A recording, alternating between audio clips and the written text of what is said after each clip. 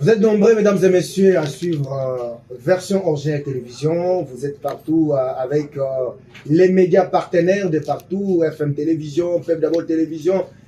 De partout, vous avez aussi la possibilité d'écrire tout simplement Version Originale TV pour retrouver notre chaîne YouTube. Écrivez aussi Joseph Kaïmé sur le Facebook et d'autres réseaux sociaux. Alors, je suis là, nous sommes sur terrain pour comprendre et savoir ce qui se passe dans le site Sokopao.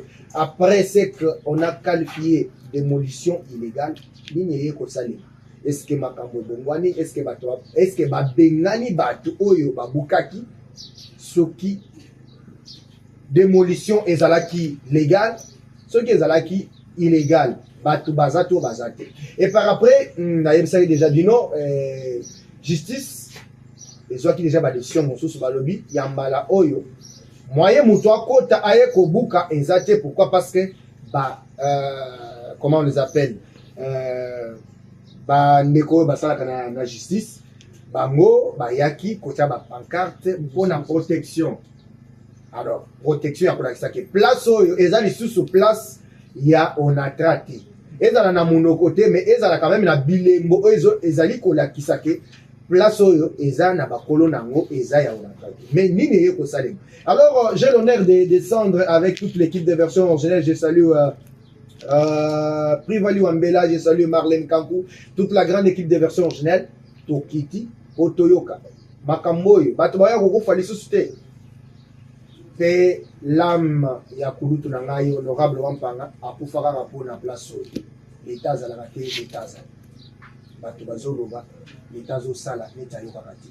Alors j'ai l'honneur de recevoir le pasteur Amos Ngeleka, aza habitué à Version Originale, aza moko ya bakambi ya site Sokopao bandiwa makamno swana tosi toloba yango oyokana no lisolo ya Sokopao te. Écrit tout simplement Version Originale TV okokuta ba émission na ba émission oyo ba expliquer ba document ba sala o ba vanda kapamba o ba vandi na rai makambo nyonso wana basi ba pesa ba preuve ke ba vanda kana rai ba lungwa ba yeko vanda na ndenge na bango te. L'état congolais, les juridictions ya mboka na biso, justice na biso nde pesa na bango raison. Oh mais hôtel de ville ye kosala hôtel de ville asi ba condamna ye à dédommager makambo nyonso wana ezali. Où en est-on? Est-ce que le président de la République est au courant de tout ce qui se passe à l'unité? Pasteur Topesio Mbote. Mbote, Papa Joseph. Mbote, na sepeli, na boye na bino, na biso. Ok. Merci. Namoni santé ningani bakwe ebele botonga babuki makambo nyonso ezosimba te. Est-ce que tu veux comprendre santé générale ya makambo nyonso bozali kosala? Santé lingana ndenge nini parce que makambo tozovivre na kati ya site eza makambo ya kovandisa moto kimia te. Makambo nini lisusu balobaki baye koboka cette fois-ci, c'est-à-dire que boza illégal balongola bino na site, bino kozala lisusu na site te balongola biso na site. Ok. Balongola biso na site nalingi vraiment na tia sete. Ok. Na likambo po boyokaki bino nyonso na tosalaki émission mobimba tozalaki na secrétaire Emani tosala émission na plateau ya FM télévision toloba na bachaîne ebele na ba Top Congo na ba radio Kapi on a parlé. Voilà.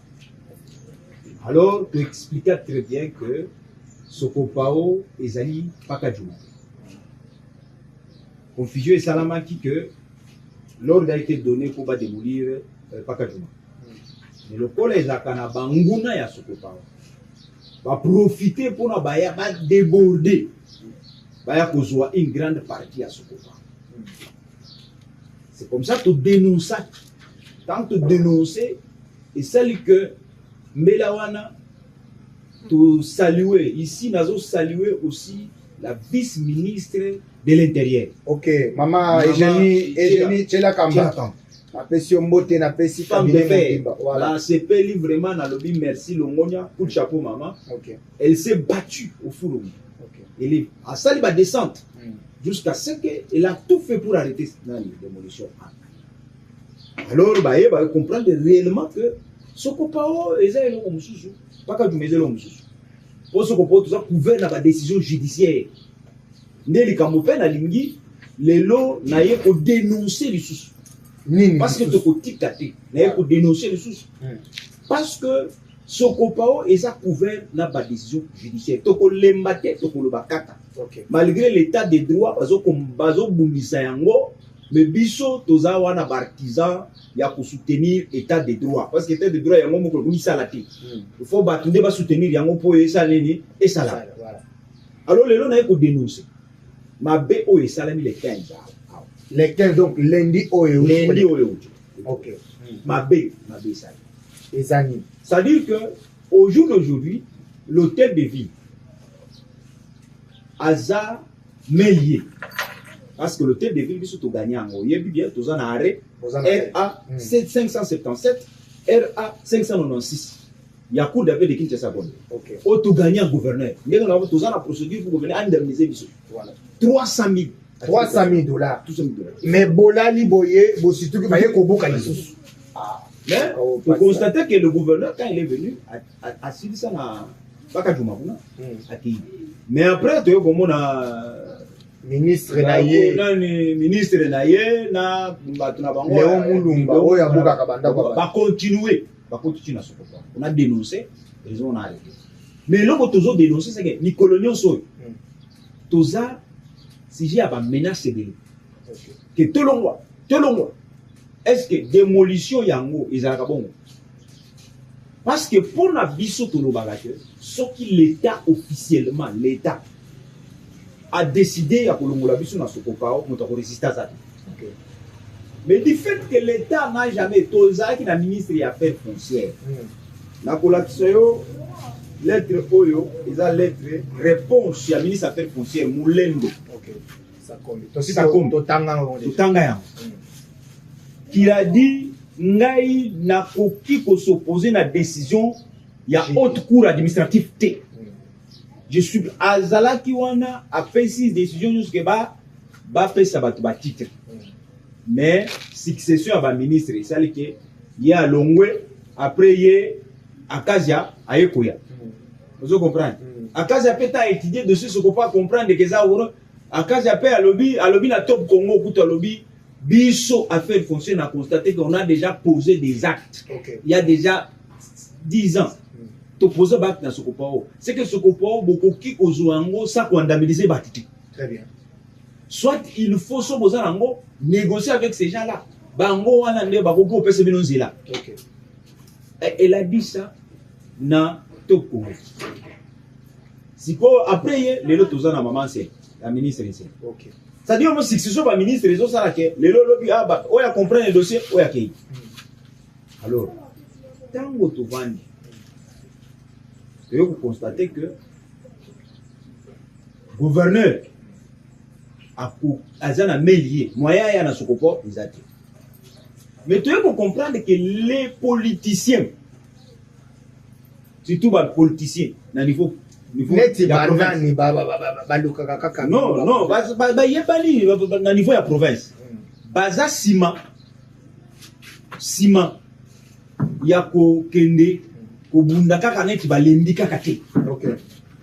Parce que depuis te vendre na Sokopao ni arrêter à démolition to mona yango o to funda bango tozo samba na bango tozo na tribunal. OK. Tona tribunal ya Makete. OK. To funda bango ti lelo bazaka manœuvre balinga ko ya ko samba te bayaka te to sali conclusion to sali sommation à conclure bazo ya kaka na ba manœuvre balinga ko ya ko samba te mais na télé to mona bazo na ba indien bazo na ba indien na ba géomètre mikolo nyonso to zaka ka mikolo la mungi na tongo moni ba indien à l'équipe otoyo ba géomètre bazo leta na ba singa bon bango nyonso na ba komi ba géomètre au moins ba leka na ba mesure pour nous et ça sur na traité et komi ba indien. Vous comprenez? Ce que problème est dans les animes.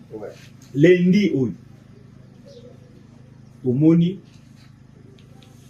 ba pays ya onatra. Na mama moko kombo na yena koluka kombo na pesa.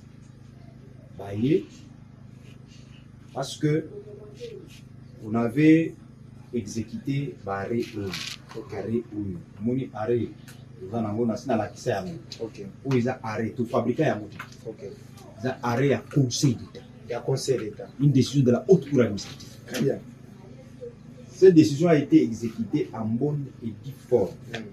Vous comprenez? Ce que tali oyo ezali signification y a arrêt avec commandement. OK Hein? Signification y a arrêt avec commandement. Avec commandement. OK. Première décision. Ce que moni oyo ezali littératif commandement. Après signification littératif commandement. OK. Il y a arrêt, il y a conseil d'état. Ce que moni ba décision oyo c'est pour vous dire que eza décision mo exécution mo eza légale. OK. Vous comprenez? Ce que moni oyo eza notification de l'arrêt. Oyo ba notifia tout le président ya Sokopao. Très bien. Vous comprenez? Notification ya arrêt. Okomona oyo ezali secrétaire général ya urbanisme. OK. Hein? Mukanda tusu tangango. Tanga yango. Oyo azo signifier à monsieur le président des victimes de démolition du site Sokopao, commune de Liberté. OK. Vous comprenez? L'urbanisme a bien. À lobby à cet effet, monsieur le directeur, chef des services de l'urbanisme, qui me lit en copie et prié de retirer du patrimoine des inventaires du domaine privé de l'État de dite terre. C'est-à-dire terre à Sokopao, sous na domaine privé à l'État, comme le domaine public de l'État. OK. C'est que makambo l'État exactement. Tozomona kaka toza visiter kana batu moko boye bazoya soit disant que biso toza bakolo makolo terre. Ils veulent saboter arrêt ya conseil d'État. Vous comprenez? Na sepela lelo comme président de la République a répondre à la question mo ba yebisa ye tango bazali na problème na Fayulu azolo revendiquer vérité des urnes. Président Lobike Fayulu il avait l'occasion de dire la vérité tant bazali na conseil d'État. Le conseil la cour constitutionnelle. Voilà. C'est là où il allait tout dire. Vous comprenez? Mais dès lors que conseil de cour constitutionnel à rendre verdict naïf, à lobby c'est tel qui est le président de la République. Lui devait se taire. Voilà. De même avec nous. Dès lors que conseil d'État, papa, assis à lobby, à Pessibiso faveur, pourquoi les autres ne veulent pas se taire? Pas respecter le conseil d'État. Parce que quand il y a une décision de la haute, tout le monde na Kassavou Bouane. OK. Kassavou Bouane, nous sommes dans le cimetière. Conseil d'État, une fois rendre décision au conseil d'État na Kassavou, nous ça s'incliner. Voilà. Mais il y a Sokopao, batu moko boy, ils ont groupe ya ba politiciens moko boy qui veulent maintenant qu'on kotsa batu nyonso na kati ya makambongo pour que ba respecter décision ya conseil. Siko beta na biso li solo nini et salami les 15 awa na. Les 15 salami ils que après avoir exécuté parce que l'exécution mon est officielle. OK. Oui, lelo pouvoir ba huissier bazanango parce que pour le moment pour exécuter une décision, il faut passer par les huissiers. Il y a eu ba huissier, il y a justice, ba yé ko placer ba pancarte. Bon moni yango nyoso na bilili eza na ba image eza. Privali wa mbela ozo la biso ba image donc oyo eza ba pancarte oyo ba huissier ba placer. Donc eza bino batu bo koma ba biloko wana bo fabricant na ndenge na bino te. Eza ba huissier judiciaire. Bango ne batu ba tia ba pancarte. OK. Sikoyo ekomi ndenge nini ba nani babuki yango? Babuki ba pays ya onatra.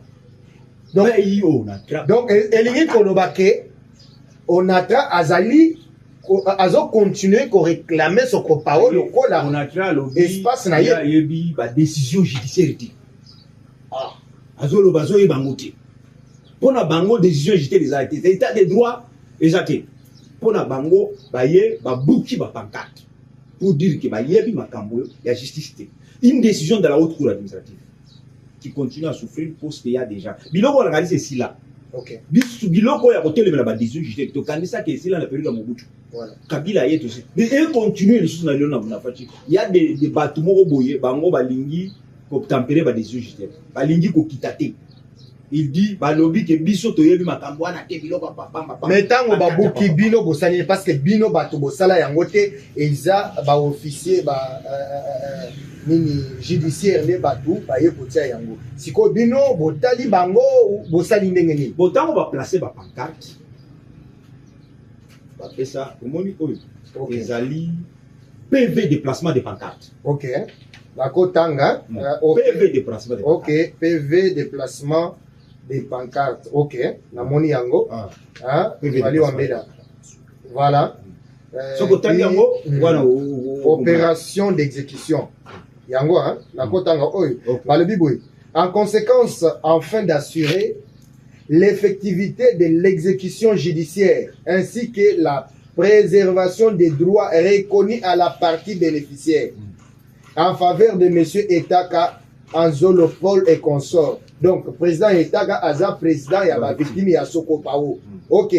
Balobi que avant de procéder au placement officiel des pancartes, des matérialisations judiciaires portant notamment les mentions suivantes: propriété sous exécution judiciaire, défense de vendre ou de poser tout acte de disposition sans autorisation légale des bénéficiaires.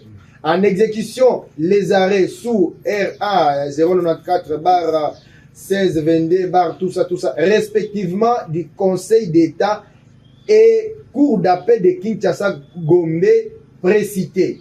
Les dites pancartes ont été placées à l'entrée principale du site, aux extrémités visibles du terrain, à tout autre endroit stratégique permettant une visibilité suffisante au public et aux tierces. Mise en garde, totanga les sous. Bon, tu mais la kotanga parce que balobi que mise en garde légale. Avant, en outre, porter à la connaissance des occupants et du voisinage que toute tentative de destruction des pancartes, de réoccupation des lieux, d'entrave à l'exécution ou de violation des mesures judiciaires en cours pourrait constituer une voie de fait, un trouble à l'ordre public ou une rébellion à l'autorité judiciaire exposant les auteurs aux poursuites prévues par la loi. Alors, en tout cas, on ne met pas l'État. Ouais. Heureusement, Nzambe pe alala te. Ok. Il y a police, il y a stick. Ok. Il y a bakangi bango. Ok. Quand bakangi bango, bakela bango na stick. Très bien. Bakangi tout le monde. Na le monsieur Bouraka za quoi. Bakena il aza directeur sous directeur mo ya onata. Ok. Bazu bango nyonso bakena bango na stick. Tango bakomi kuna OPJ azai carte ayo wana toye wana na ba PV to placer ba uti ko buka ba pancarte OPJ tuna de quel pouvoir. Ok. Bino boko ke buka ba pancarte boko banani ba yena ba intervention belé wana OPJ ni talobi abengi kabaseli yezo bango baketi ipekin. Ok. Bakomi na ipekin balali kuna mais likambo na ye ko beta sete yango. Et comme il y a une intervention, il faut tout y banani parce que mon toit bouki pancarte PV à oui le ok. Ça ce sont des actes les actes judiciaires mon toit a bouki en ok. Parce que mon toit ayebani na ce n'est évité ce déjà on a là ceux qui va politiser parce que bah il y a que au PJ ou en lobby il y a même des autorités hein qui ont appelé pour des gens comme ça est-ce que Binope comme libre autorité, est-ce que Binope est gouverneur de province nazo pe sambote na triple DG Hervé Moulumba, donc les conseillers en communication du gouverneur. Bon papa peuple d'abord yango il faut que sa excellence monsieur le gouverneur et tout limi qui met à la carte na ville na vie. Donc ba civique moko boye soit disant ya onatra bazali kosala makambo au-delà même ya mibeko ya mboka na biso. Siko est-ce que Binope il fallait écrire aussi et faire voir au gouverneur parce que baton temps bazo sala makambo boye on dirait l'état za la kate bosali pendenge nini. Bon problème ezawa biso tozalaki na ipekin lobby c'était hier lobby les 17 mais c'était à notre présence. Que bazotika bango. Bazotika bango soit disant que babengi so banani babengi ba intervention. C'est na mboko biloko ko continuer kaka ita de droits awa. C'est bakangi mutu asali ba mbeba ya modelo. Vous comprenez? asali mbeba ya modèle oyo bakangi ye bino boye bolobi ye bako kanga yete azana il faut to yeba mutu oyo to sengi na autorité ministre l'intérieur azawana non mais il faut maman vice ministre tchela kamba wala azoyoka émission oyo OK bato ba intervenir pour babimisa bato oyo kuna baza banani babima bato wana parce que bato oyo tokotika te dossier tokotika ngote dossier que des citations directes na tribunal très bien faut bato zo ba répondre na lo to lingi te tant ba au tribunal ba banda tu oyo nyonso akoloba to kobimisa to dénoncer na oyo pe atika ki bango kuna je pense que il faut que bato na général Kabi OK je pense que ça y est des chefs OK parce que azo akoloba nani oyo ayebisi atika bato wana parce que bato wana baza bakangami mutu a détruit, ça sont des actes judiciaires que personne ne peut venir détruire.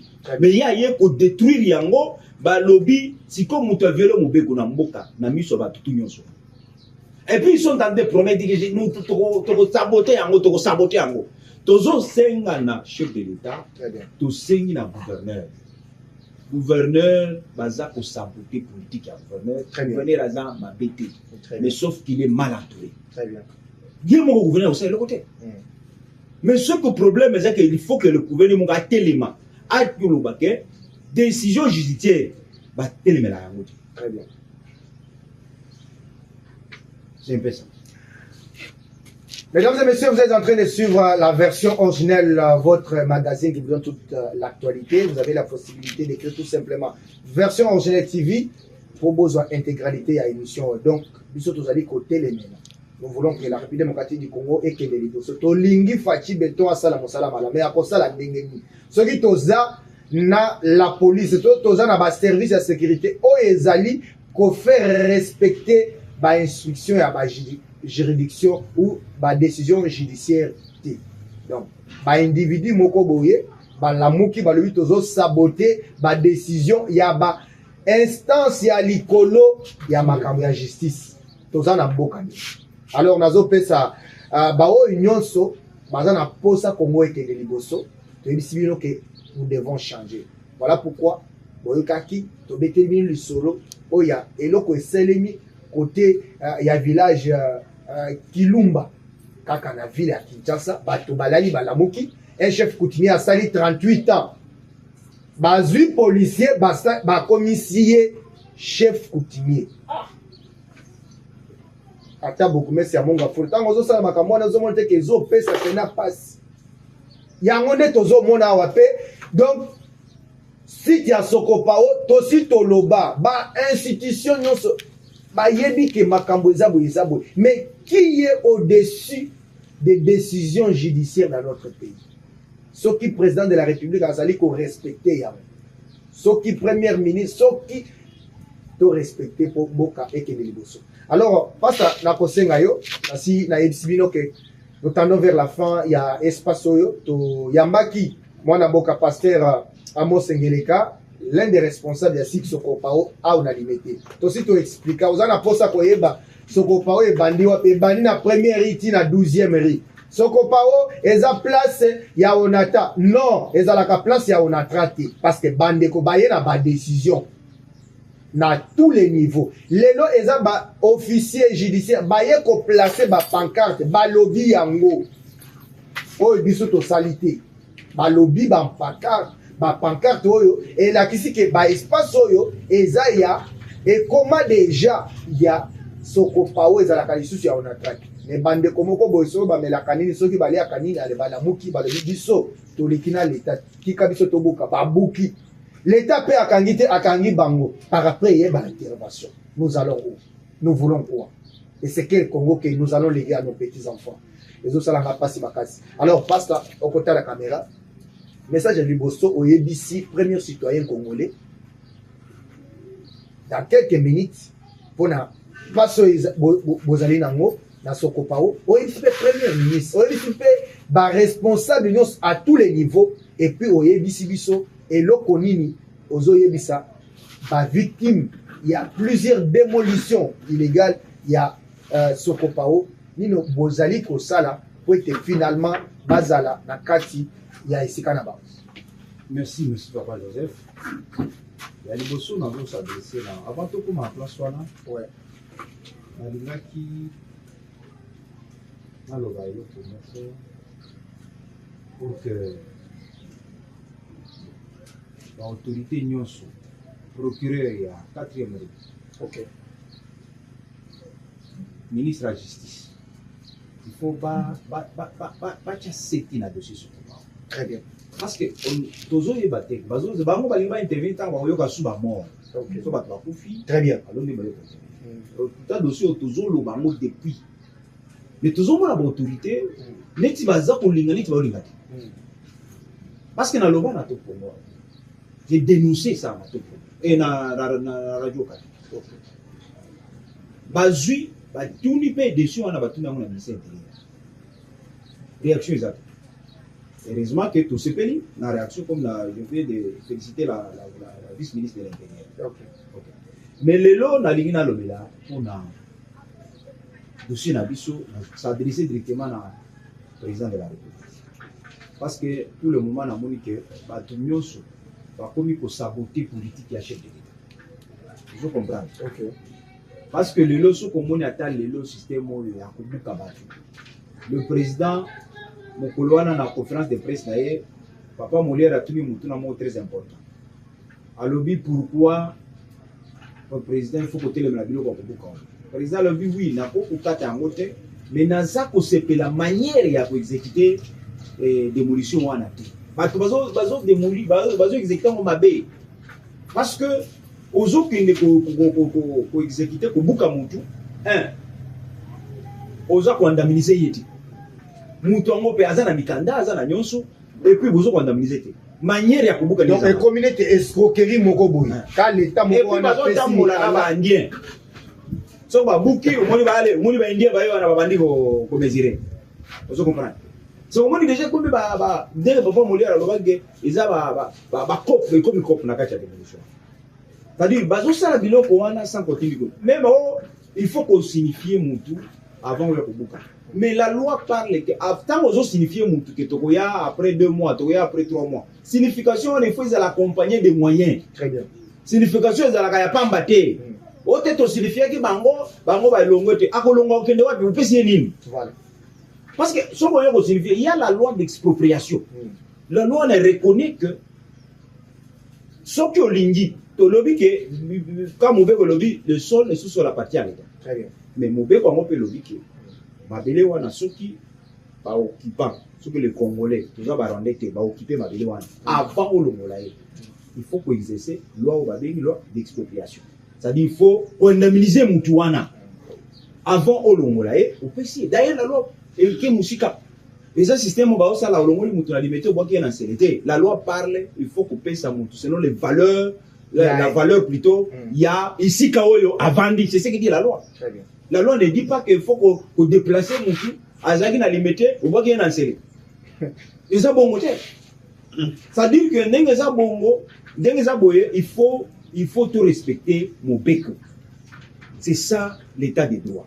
Na sengi na chef de l'État à côté ma femme soko. Biso toza ao.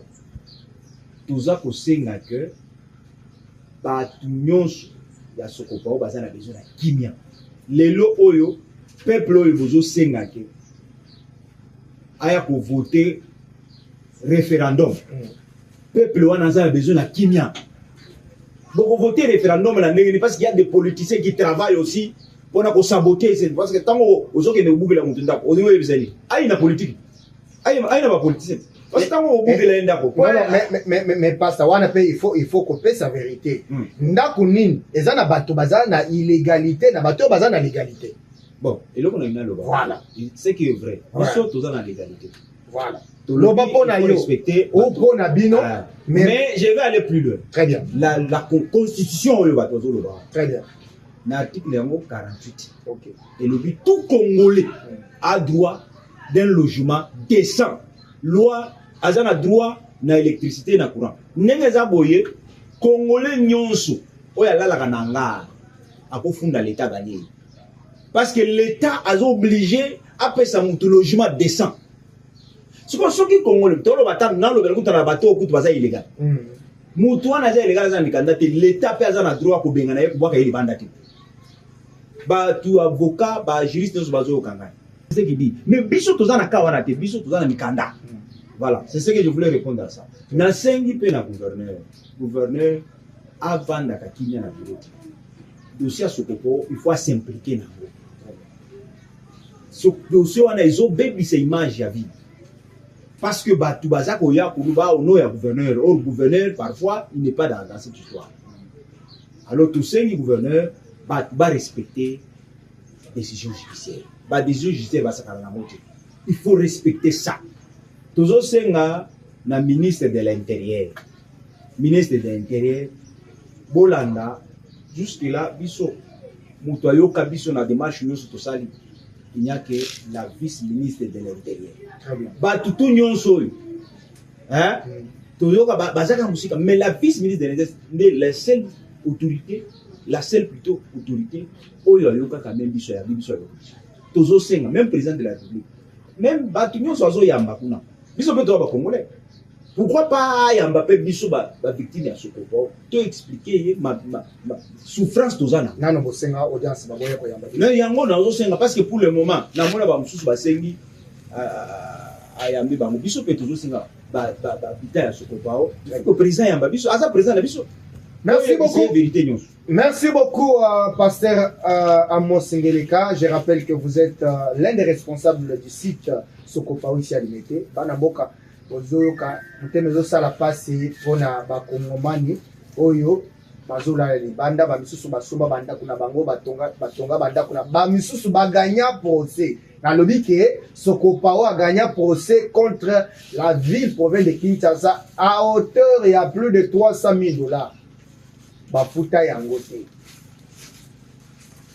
soki osambelaka te yeba ke mokilo eza ya nzambe eza ya yote. Mesdames et messieurs, je suis arrivé à la fin de cette émission. J'ai dit merci à tous les partenaires des versions originelles. Peuple d'abord télévision, FM télévision, vous êtes de partout sur les réseaux sociaux. Écrivez tout simplement version originelle TV.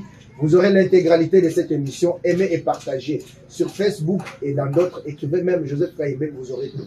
Alors, je vous retrouve très prochainement avec un autre invité.